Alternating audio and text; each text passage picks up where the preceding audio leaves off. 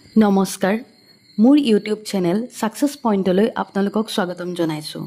মই কৃষ্ণশ্ৰী আজি আপোনালোকৰ লগত আলোচনা কৰিম এনচিয়েণ্ট আসাম হিষ্ট্ৰীৰ পাৰ্ট 2।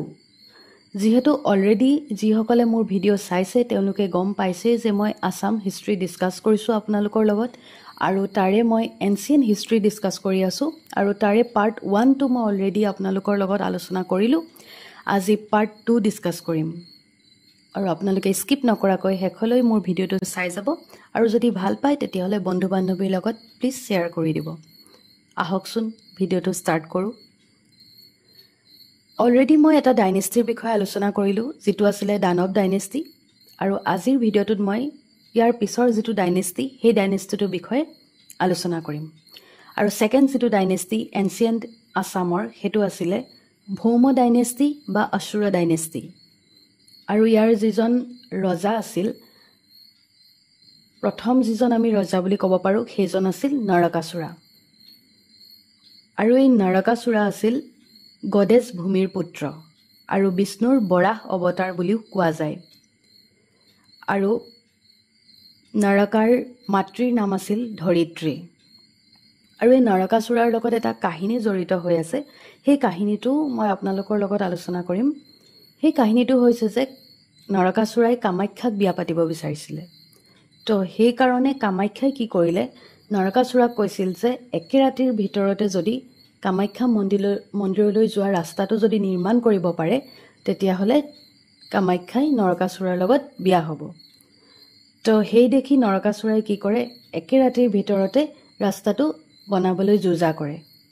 কিন্তু কি হয় যেতিয়া ৰাতিপুৱা প্ৰায় হওঁ আৰু হোৱা নাই আৰু তেতিয়া দেখে যে কামাখ্যাই নৰকাসুৰাই মন্দিৰৰ যিটো যোৱা ৰাস্তা সেইটো নিৰ্মাণ কৰি শেষ কৰিবই লৈছে আৰু তেতিয়া সেই ভয়তে কামাখ্যাই কি কৰে এটা কুকুৰা আনি ডাক দিয়াই দিয়ে আৰু তেতিয়াই কি হয় নৰকাসুৰাই ভাবে যে ৰাতিপুৱা নহওঁতে মোৰ কামখিনি শেষ নহল আৰু সেই খঙতে কি কৰে সেই কুকুৰাটোক আনি কুকুৰাটোৰ ডিঙি কাটি দিয়ে আৰু সেইকাৰণে সেই ঠাইখিনিক কুকুৰা কটা নামেৰে জনা যায়।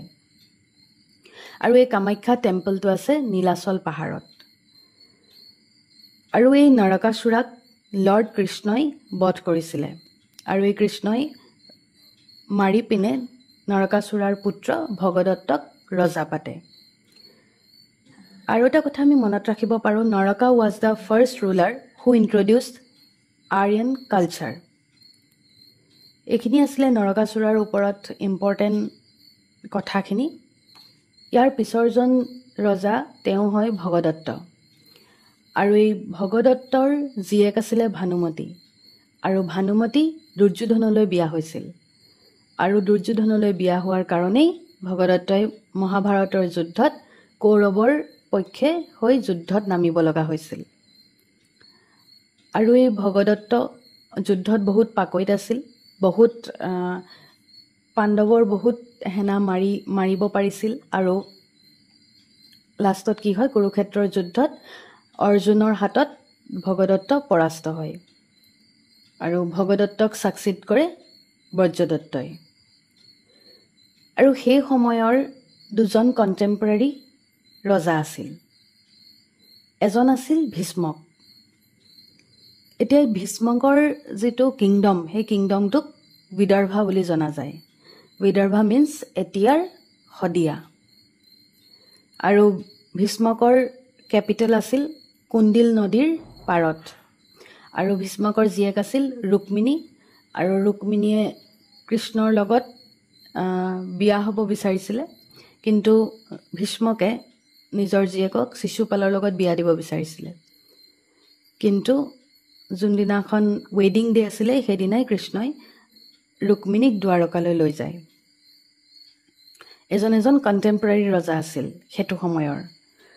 আৰু এজন আছিল কণ্টেম্পৰাৰী ৰজা বান ৰজা আৰু এই বান ৰজাৰ কেপিটেল আছিল শোণিতপুৰত আৰু এই বান ৰজাই মহাভৈৰৱ টেম্পলটো নিৰ্মাণ কৰিছিল আৰু এই বান ৰজাৰ লগতো এটা কাহিনী জড়িত হৈ আছে।